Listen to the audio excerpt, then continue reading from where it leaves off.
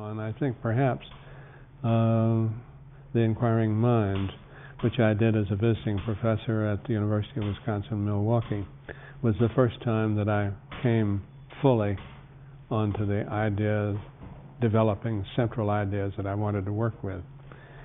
And that was an accident. The visiting professorship that I had called for my giving a series of public lectures, and I had to have something to talk about, so I did the study and then worked quite hard on the results. And as you perhaps know, that's been had a lot of other studies have been done on that.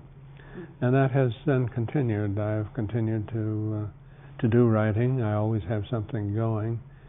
When I went to the Kellogg Foundation in 1976, it was part of the agreement that I would continue whatever time was not required that I would use for writing. And so I produced books that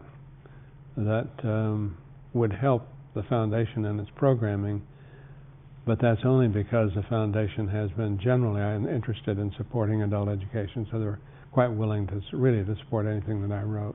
The way in which I work, I have a slow gestation period, so that I always have a lot of projects going and on the back burner and work on them as I have time and toss something else into the pot when I find it, and finally the stew that comes out is the book. I spent, I think it was 18 years on my book on continuing professional education, for example. Well,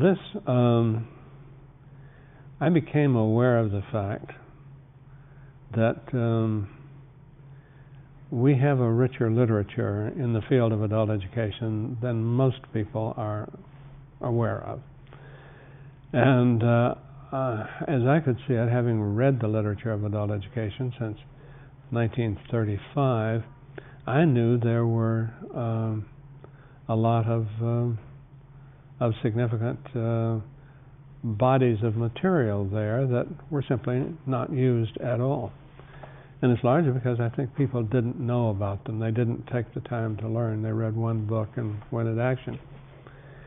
And so I decided, and this has evolved over a period of time, that what I'd try to do would be to identify and summarize quickly the essential ideas of all the books I could find that were really based on the field of adult education itself, where the author had said, I'm writing this book because I want to contribute to the field of adult education.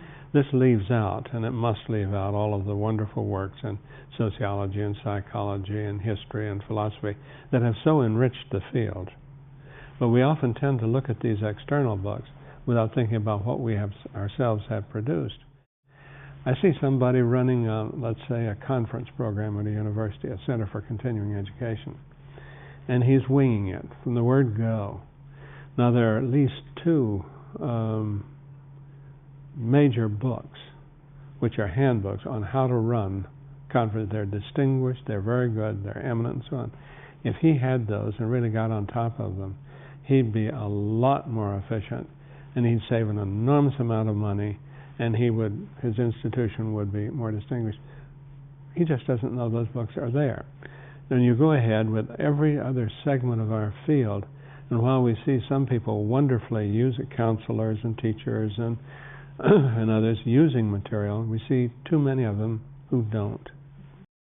The reason I have this book called The Literature of Adult Education coming out is to say to my colleagues in the field, look what you have, what you can work with.